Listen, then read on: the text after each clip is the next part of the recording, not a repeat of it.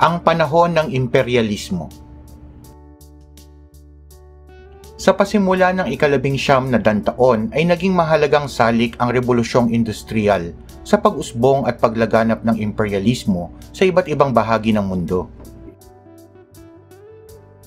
Ang Britanya sa panahon ng imperyalismo. Sa pagkapanalo ng Britanya sa Seven Years' War noong 1763, ay nakuha nito ang maraming kolonya ng Pransya sa India at Hilagang Amerika. Kasabay ng Rebolusyong Industriyal ay ang paglaya ng 13 kolonya sa Hilagang Amerika mula sa Britanya noong 1776 at ang pagkakatatag ng Estados Unidos noong 1783. Sa kabila nito ay lumawak pa rin ang nasasakupan ng Britanya sa iba't ibang bahagi ng mundo tulad ng Canada, Australia, New Zealand, India, Malaya at Timog Africa. Nang manalo ang Britanya laban kay Napoleon ay nawala ng kakumpetensya ang Britanya sa Asia maliban sa Russia.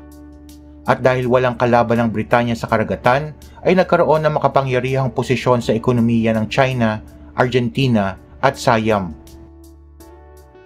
Naging napakalaking bahagi ng imperyalismong Briton ang India bilang pangunahing pinagkukunan ng mga hilaw na materyales para sa mga industriya sa Britanya. Pinamahalaan ng Britanya ang India sa pamamagitan ng British East India Company, na noon ay hindi lamang nangangalakal ng mga produkto, kundi ay nagkaroon din ng sariling sandatahang lakas upang labanan at pasukin ang mga kaharian sa India na lumalaban sa kanilang mga interes. Sa tulong ng Royal Navy ay napaalis nila ang puwersa ni Napoleon Bonaparte sa Ehipto. Nasakop ang Java sa Dutch at nakuha ang Singapore at Malacca at natalo ang Burma. Ang Australia ay unang ginamit bilang penal colony ng Britanya o lugar kung saan ipinapatapon ang mga nagkasala o kriminal. Ngunit sa pagtatapos ng ika-19 na taon ay naging isang mahalagang kolonya ang Australia. Ang Canada naman ay nabuo sa pagkakaisa ng mga kolonyang Briton at mga dating kolonya ng Pransya. Sa ibang bahagi naman ng Africa at Caribbean ay umusbong ang ibang kolonya ng Britanya. Ang Pransya sa panahon ng imperyalismo. Sa pagkatalo ng Pransya sa maraming digmaan ay nawala sa kamay nito ang Canada at India. Sa pagkawala ng maraming kolonya ng Pransya ay agad naman itong napalitan ng mga bagong kolonya sa Timog Silangang Asya at Afrika. Sa muling paglakas ng Pransya ay lalong lumawak ang interes nito sa Indochina dahil na rin sa mayaman ito sa mga punong goma, bulak at iba pang likas na yaman. Ang French Indochina ay binubuo ng Cambodia, Laos at Vietnam. Naging bahagi ng Imperyong Pranses ang malaking bahagi ng Afrika. Taong 1830 nang masakop ng Pransya ang Algeria at noong 1881 ay nasakop ang Tunisia, Morocco, Kanlurang Afrika at Gitnang Afrika. Ang Alemanya, Olandiya at Belgium sa panahon ng imperyalismo. Sa kabila ng modernong sandatahang lakas ng Alemanya, ay kakaunti lamang at maliit ang mga kolonyang nakuha nito tulad ng ilang isla sa Pasipiko at maliliit na teritoryo sa China. Naunang nagkaroon ng mga kolonya ang Olandiya mula pa noong ika-17 taon. Subalit napunta sa Britanya ang ilang dating kolonya ng Olandes tulad ng New Amsterdam na naging New York at ilang teritoryo sa Malaya. Nahuli sa imperyalismo ang Belgium. Subalit nakuha nito ang maraming bahagi ng Afrika katulad ng Congo. Naging instrumental para sa Belgium ang pagkakaroon ng kolonya sa Afrika sa pagkuha ng mga yamang mineral, troso at iba pang likas na yaman. Ang Russia sa panahon ng imperyalismo. Pagsakop sa mga karatig bansa ang pinagtuunan ng pansin ng Russia bilang paraan ng pagpapalawak ng teritoryo. Nagsimulang mapasailalim sa imperyalismong Ruso ang maliit na kaharian sa hilaga ng Afghanistan at Persia. Unti-unting nasakop ng Russia ang kalakhang bahagi ng Siberia hanggang sa himpilan ng Vladivostok. Umabot hanggang sa Alaska ang saklaw ng teritoryo ng Russia.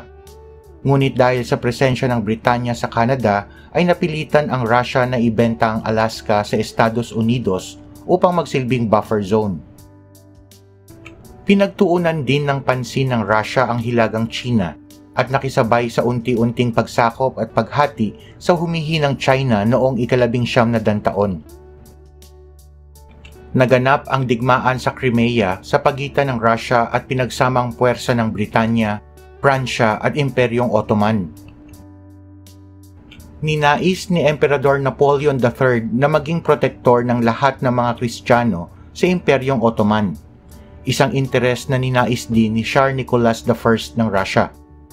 At sa pagsuporta ng Britanya sa Pransya at pamahalang Ottoman ay nagsimula ang digmaan. Nagwakas ang digmaan sa pagkatalo ng Russia at paglagda sa kasunduan sa Paris noong March 30, 1856. Ilan sa nilalaman ng kasunduan ay ang pagsasara ng Black Sea para sa mga barkong pandigma at pagbabawal sa pagtatayo ng mga muog sa paligid nito. Naipagkaloob din ang pagkakapantay-pantay para sa lahat ng mga Kristiyano sa Imperyong Ottoman at muling nakuha ng simbahang Orthodox ang kontrol sa pinag-aawayang simbahan. Dahil naman sa alitan sa impluwensya sa hilagang China ay sumiklab ang digmaang Ruso-Hapon noong 1904. Natalo ang Russia sa digmaan at dahil dito ay humina ang kanyang impluwensya sa silangang Asya. Ang Italia sa panahon ng imperyalismo. Sa ilalim ng unifikasyon ng Italia noong 1861 ay saka lamang ito nakisali sa tunggalian ng mga kanluraning bansa sa pagtatatag ng mga kolonya. Nauna nang nasakop ng Portugal, Espanya, Olandia, Britanya, Pransya at iba pang kanluraning bansa ang mga lupain sa iba't ibang panig ng daigdig. Kaya't naging hamon para sa Italia ang paghahanap ng teritoryo na maaaring sakupin. Sa bisa ng komperensya sa Berlin noong 1884 ay napagkasunduan ng mga imperyalistang bansa na paghatian ang mga teritoryo sa Afrika. Ito ang nagbigay ng pagkakataon sa Italia na makapagtatag ng kolonya. Sa suporta ng pamahalaang Italyano ay binili ng isang kumpanya ang daungan sa Eritrea noong 1869. Sa panahong ito nagbukas ang Kanal Suez na siyang nagpasigla ng kalakalan sa Black Sea. Makalipas ang 13 taon ay opisyal na binili ng pamahalaang Italyano ang daungan at opisyal naman na nasakop ang Eritrea noong 1889. Sinakop ng Italia ang Somalia noong 1889. Matapos nito ay hinangad ng Italia na sakupin ang Ethiopia, na isa sa pinakamalaking bansa sa Afrika na nananatiling malaya. Sumiklab ang digmaang Ithalo-Ethiopian kung saan ay sinuportahan ng Russia ang Ethiopia at nagresulta sa pagkatalo ng Italia sa digmaan. Ang pangyayaring ito ay isang kahihiyan para sa mga Italyano, kaya naman gumawa sila ng paraan upang makabawi at muling makapanakop. Itinoon ng Italia ang pananakop sa Libya, isang teritoryo na sakop ng nanghihinang imperyo ng Ottoman noong 1911. Ang pagsalakay ng Italia sa Libya ay suportado ng Britanya at Pransya. Ang Estados Unidos sa panahon ng imperyalismo.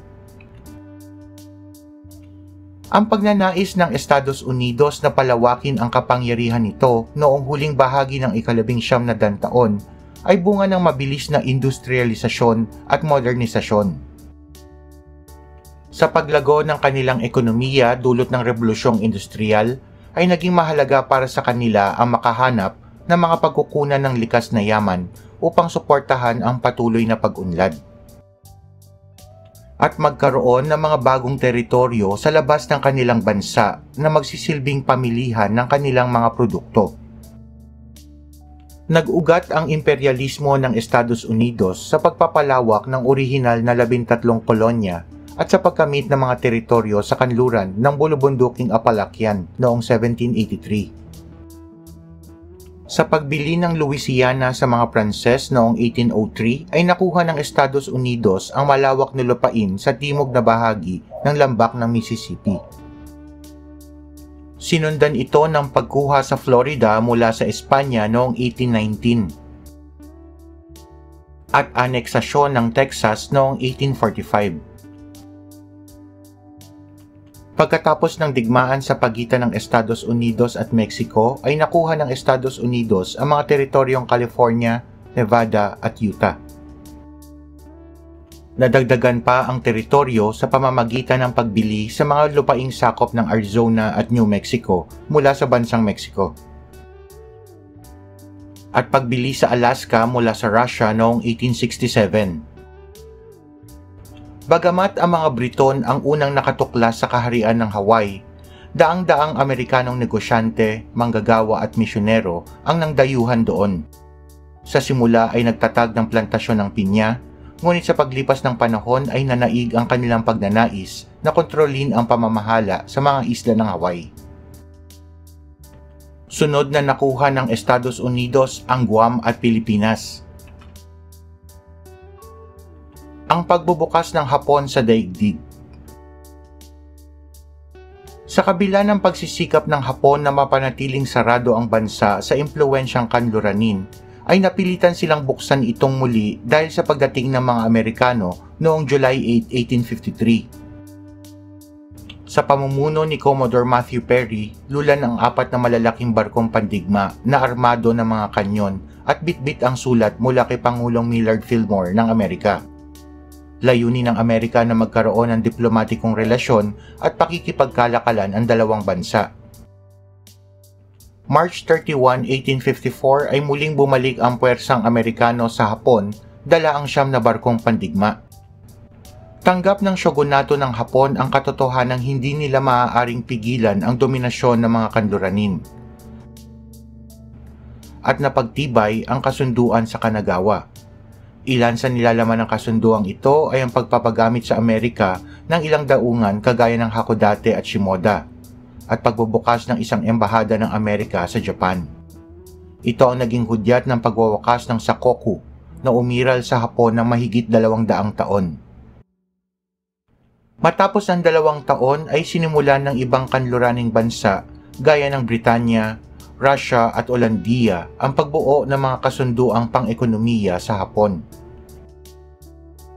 Maraming daimyo ang nanawagan sa shogunato na protektahan ang soberanya ng Hapon at palayasin ang mga kanluranin. Tinangka nilang mapatalsik ang shogunato at ninais na ibalik sa emperador ang kapangyarihan ng pamamahala sa bansa. Humantong ito sa digmaang Boshin sa pagitan ng shogunato at mga daimyo na maka-emperador. Ang pagkatalo ng shogunatong Tokugawa sa digmaang Boshin ang naging pasimula ng bagong yugto sa kasaysayan ng bansang Hapon. Ito ang pagsisimula ng panahong Meiji sa pamumuno ni Emperador Matsuhito. Ang kontinente ng Afrika sa panahon ng imperialismo. Sa kabila ng maagang presensya ng mga Portuges at Espanyol simula pa noong ika-16 na taon, ang malawakang pagpasok ng mga Europeo sa Afrika ay naganap lamang noong ika-19 na taon.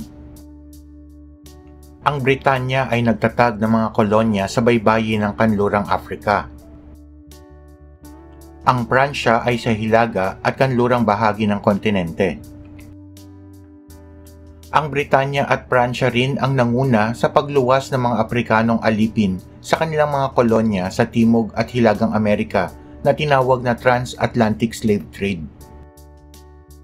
Sa simula ng ika-19 na taon ay pumasok ang Belgium sa Congo at ang Alemanya naman ay sumakop sa iba't ibang bahagi ng kontinente. Matapos ipagbawal ang pagbebenta ng alipin mula sa Afrika, ay naging pangunahing pinagkukunang yaman ng hilaw na materyales ang kontinente at naging malaking merkado para sa produktong Europeo. Ang pagtuklas ng mga mineral tulad ng ginto at diamante sa Afrika ay nagdulot ng matinding tunggalian sa pagitan ng mga bansang Europeo sa pagtuklas at pag-angkin ng mga teritoryo. Inorganisa ni Haring Leopold II ng Belgium ang Asociación Internacional Africaine noong 1876 upang formal na maisakatuparan ang mga ekspedisyon at mapadali ang koordinasyon ng mga bansang Europeo sa kanilang mga pag-alugad sa Afrika. Sa Berlin Conference ay nagkaroon ng isang formal na kasunduan na paghatian ng lupain ng Afrika.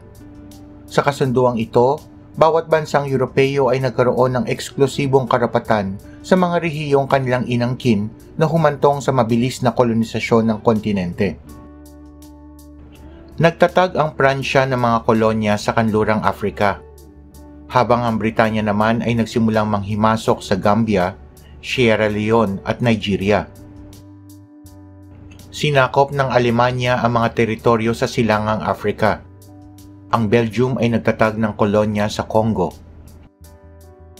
Pinalawak ng Portugal ang kontrol nito sa Angola, at ang Italia ay nagtangkang sakupin ang Abyssinia ngunit nabigo.